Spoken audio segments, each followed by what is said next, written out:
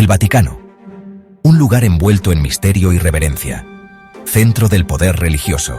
Guardián de la moral. Un símbolo de fe y autoridad que ha perdurado por siglos.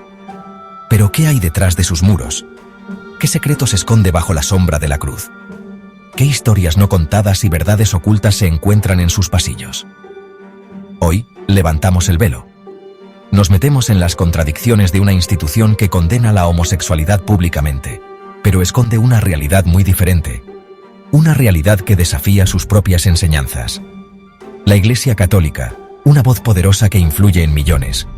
Sus palabras resuenan en cada rincón del mundo, moldeando creencias y comportamientos. Su postura sobre la homosexualidad es clara: un pecado, algo malo. Una condena que ha sido repetida a lo largo de los siglos. Pero esta condena pública choca con lo que muestran las investigaciones. Documentos y testimonios que revelan una verdad oculta. La Iglesia no está separada de la diversidad sexual humana. Dentro de sus muros, la realidad es mucho más compleja y diversa de lo que se admite públicamente. ¿Será posible que la institución que habla de la moral más estricta sea la que más tenga que esconder? ¿Qué secretos se ocultan en sus archivos y en las vidas de aquellos que sirven a la Iglesia? La respuesta es incómoda, perturbadora. Una verdad que desafía la imagen pública de la Iglesia. Prepárense para cuestionar todo lo que creían saber. Para enfrentar una realidad que ha sido cuidadosamente oculta. Entremos a la oscuridad, donde la verdad se asoma entre las grietas de lo que se cree. Un viaje hacia lo desconocido, donde cada sombra puede revelar un secreto. La ciencia lo dice claro. La homosexualidad es algo natural en la sexualidad humana. No es una enfermedad, ni una decisión. Está presente en los animales, en nuestros genes. Los estudios científicos muestran que la orientación sexual tiene una base biológica. La genética, las hormonas antes de nacer, la estructura del cerebro. Cosas que se juntan para definir quiénes somos, a quién amamos. Pero la Iglesia se aferra a una visión antigua y rechaza la ciencia. Prefiere interpretar textos viejos, escritos en un contexto histórico totalmente diferente. Negar la ciencia es un síntoma de un problema más grande. No querer cambiar, miedo a lo desconocido. Un miedo que se convierte en condena y discriminación. Frédéric Martel, en su libro Sodoma, mueve los cimientos del Vaticano. Su investigación revela algo incómodo. La homosexualidad está presente en todos los niveles de la Iglesia. Cardenales, obispos, sacerdotes, hombres que viven una doble vida. Condenan la homosexualidad públicamente, pero, en privado, exploran sus deseos. Una hipocresía enorme. Martel no solo muestra que hay hombres homosexuales en la Iglesia. Describe una cultura de secretos, de miedo, de represión. Un sistema que obliga a muchos a vivir escondidos, con la culpa y la vergüenza. La Iglesia, que predica el amor, se vuelve la cárcel de sus propios miembros. Un escándalo que no podemos ignorar. La represión sexual tiene consecuencias. En el Vaticano esta represión se ve de varias formas, desde la negación total hasta volverse súper religioso. Sacerdotes que sufren por su sexualidad, obligados a negar una parte de sí mismos. La presión, el miedo al escándalo, los lleva a una vida de silencio y soledad. Esta represión no solo afecta a las personas, también daña a la institución. La falta de honestidad, la cultura del miedo, crean un espacio para la hipocresía y el abuso. El Vaticano se convierte en un teatro donde se representa una obra cruel. Una obra donde los actores son al mismo tiempo víctimas y victimarios. Sección 5. La proyección. El enemigo interior. La psicología nos da una pista para entender por qué hay tanta homofobia en la Iglesia. La proyección. Es cuando le achacas a otros tus propios deseos o impulsos que no aceptas.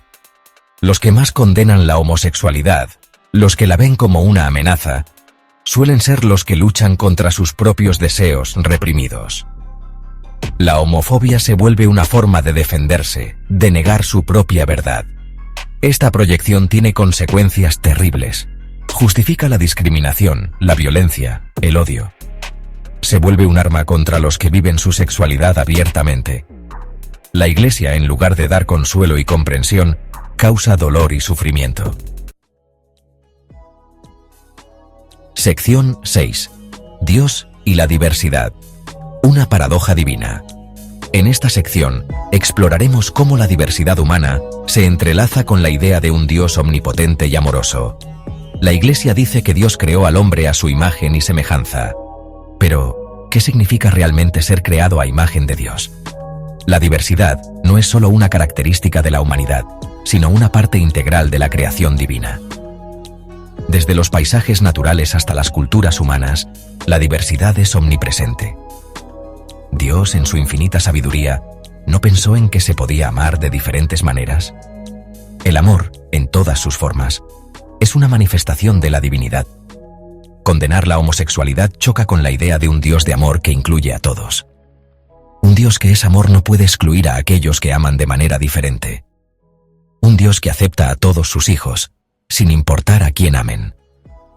La verdadera esencia de la divinidad es la inclusión y el amor incondicional.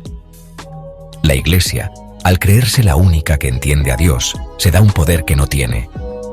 Este poder autoproclamado limita la comprensión de la grandeza de Dios. Limita la grandeza de Dios a un conjunto de reglas rígidas. Reglas que, en muchos casos, no reflejan la verdadera naturaleza del amor divino. Es hora de entender la fe con la razón y la compasión. De abrir nuestros corazones y mentes a una interpretación más inclusiva y amorosa de la fe. De construir una Iglesia que celebre la diversidad, no que la condene. Una Iglesia que refleje el verdadero amor de Dios, que es inclusivo y abarcador. Sección 7. La moral dudosa de la autoridad. La hipocresía del Vaticano le quita autoridad moral. ¿Cómo puede una institución que predica la virtud y esconde el pecado guiar a sus fieles? La doble moral, la falta de transparencia, generan desconfianza y rechazo. La Iglesia pierde credibilidad a medida que se ven sus contradicciones. Es hora de que la Iglesia se enfrente a sus propios problemas, de que reconozca sus errores y pida perdón por el daño que ha hecho. Solo así podrá recuperar la confianza.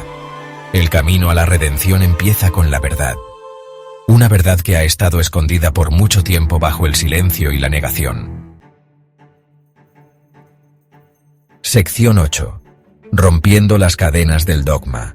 La lucha por la igualdad LGBTQ+ es una lucha por la libertad. Libertad para amar, para ser, para vivir sin miedo. Es hora de romper con lo que se cree sin cuestionar, de desafiar el poder que oprime. La Iglesia no debe ser un obstáculo para la justicia social. Millones de voces en todo el mundo piden respeto e igualdad. El cambio es imparable. La Iglesia puede elegir, adaptarse, o quedar del lado equivocado de la historia. El futuro es de los que aceptan la diversidad, defienden la libertad y luchan por un mundo más justo.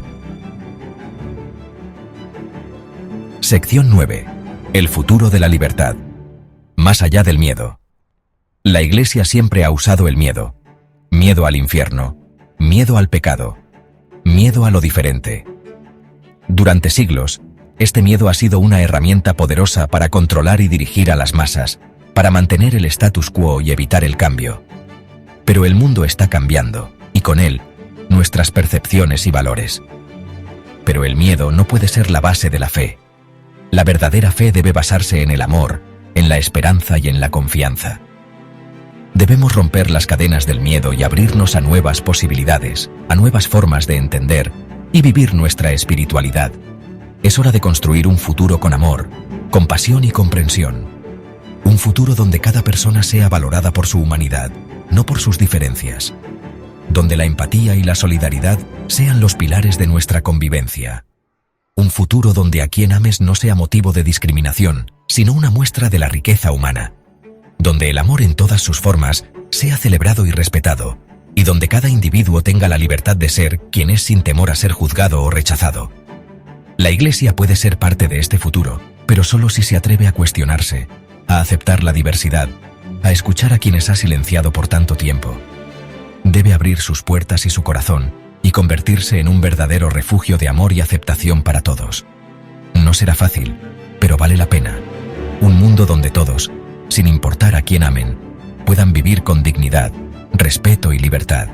Un mundo donde la diversidad sea nuestra mayor fortaleza y donde el amor y la comprensión prevalezcan sobre el miedo y el odio.